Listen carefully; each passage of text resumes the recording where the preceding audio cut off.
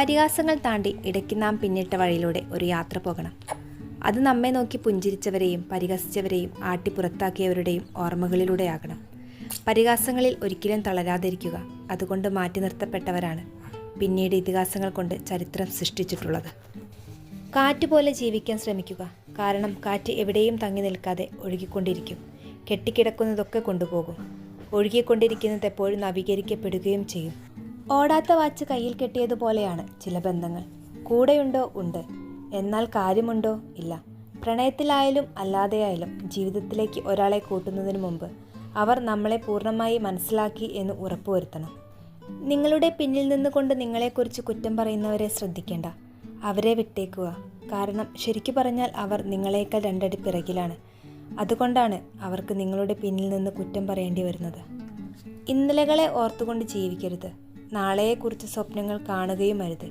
ഇന്നിൽ മാത്രം നിങ്ങളുടെ സർവ്വശ്രദ്ധയും കേന്ദ്രീകരിക്കുക. വിശ്വാസം അതൊരു വാക്കാണ്. വായിക്കാൻ ഒരു നിമിഷവും, ചിന്തിക്കാൻ ഒരു സെക്കൻഡും, മനസ്സിലാക്കാൻ ഒരു ദിവസവും മതിയാവും. പക്ഷേ അത് തെളിയിക്കാനും നേടിയെടുക്കാനും ചിലപ്പോൾ ഒരു ജീവിതകാലം മതിയായെന്ന് വരില്ല.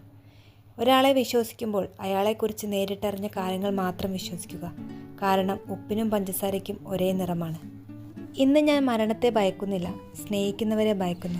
എന്തെന്നാൽ മരണത്തേക്കാൾ വേദന ഞാൻ സ്നേഹിക്കുന്നവർ എന്നെ വേദനിപ്പിക്കുമ്പോഴാണ്. സ്നേഹം ഒരു വല്ലാത്ത മുള്ളാണ്, വിഷമുള്ള മുള്ള. തറയ്ക്കുമ്പോഴും കൊള്ളുമ്പോഴും പിഴുതെടുക്കുമ്പോഴും വേദന. സൗഹൃദം എന്ന വാക്കിനൊക്കെ സ്നേഹമെന്ന നൊമ്പരമുണ്ട്.